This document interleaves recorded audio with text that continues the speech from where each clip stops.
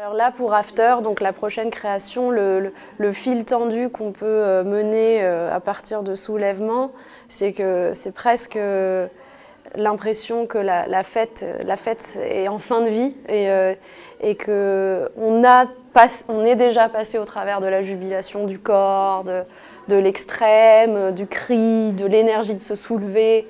Et on arrive au moment où en fait le climax est passé, quoi. Et qu'est-ce que c'est que cette redescente d'un corps a priori lessivé? J'y vois dans l'esprit de la fête ou dans le passage à une jubilation extrême, un soulèvement extrême ou je sais pas, un geste de colère par exemple.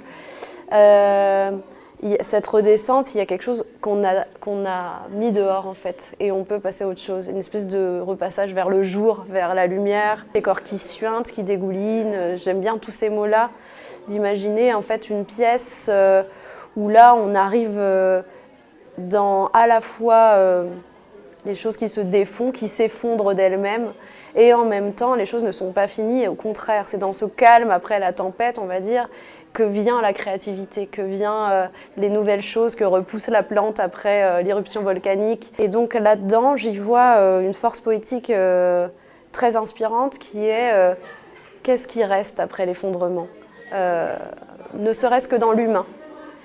Où se trouve dans la catastrophe la force vitale, résistante, persistante, que tout peut bien aller à sa perte, il y aura toujours un humain pour rêver à plus de liberté, à plus de vie, à recréer la vie.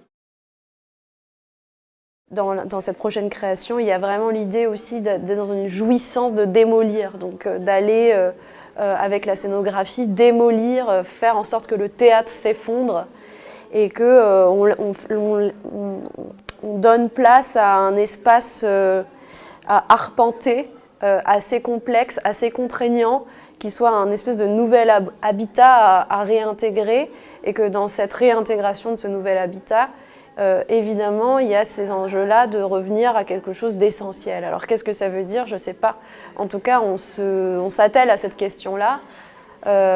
Et c'est là que je reviens à ces enjeux dont on parle depuis tout à l'heure, qui sont la place du corps, en fait, de revenir au corps brut. Et puis, cette question de l'empathie et du rapport au public assez direct. Donc il y aura cet enjeu de travailler vraiment sur l'espace du théâtre total, c'est-à-dire qu'il n'y aura pas un passage dans le public, etc.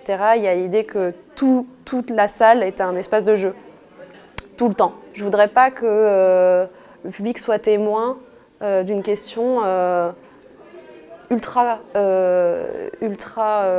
actuelle, soit défaitiste, soit pleine d'espoir, mais je ne veux pas qu'il en soit témoin, je veux qu'il intègre pleinement, lui, en tant que citoyen, cette question-là, son corps dans la vie, qu'est-ce qu'il a à jouer, qu'est-ce que nous, danseurs, on a à proposer face à la perspective de l'effondrement à ces gens qui viennent voir un spectacle.